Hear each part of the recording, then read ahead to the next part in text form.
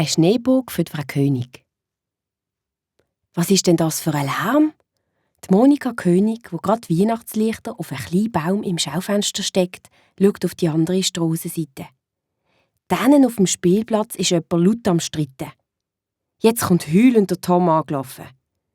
Was ist denn los? Will die Frau König wissen. Der Moritz hat angefangen, jammert der Tom.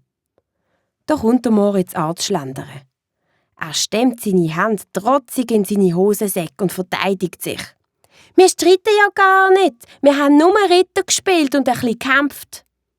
Ritter spielen? Das ist eigentlich gar keine schlechte Idee, überlegt Frau König. Aber braucht denn nicht jeder Ritter eine Ritterburg? Das wäre schön, dann könnten wir uns verteidigen.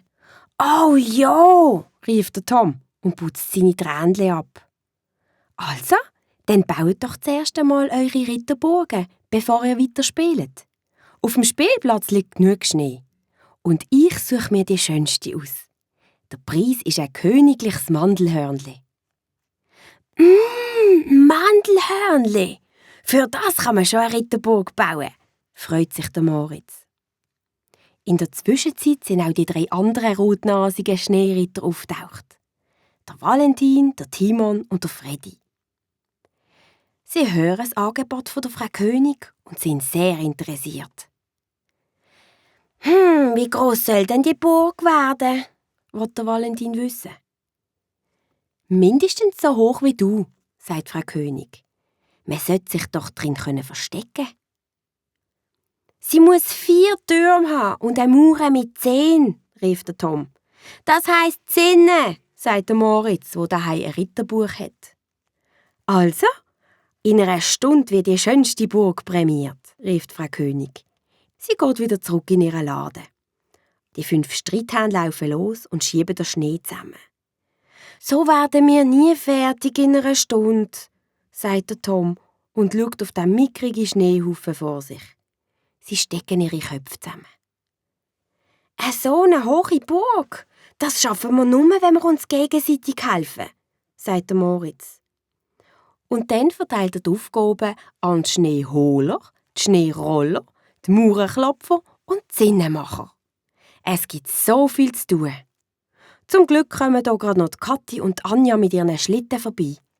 Die sind beim Schneetransport sehr nützlich. Die Burg wächst und wächst. Nach einer halben Stunde sind die Mauern schon so hoch, dass man sich dahinter verstecken kann. Um die Zinne zu bauen, müssen die Ritter auf einen Schlitten steigen. Endlich ist die Burg fertig. Der Tom läuft begeistert zum Laden über und holt Frau König. Jetzt dürfen sie die schönste von allen Burgen prämieren, sagt der Moritz stolz. Die ist ja grossartig, staunt Frau König. Und wer hat sie gebaut? Wir alle, tönt's mehrstimmig.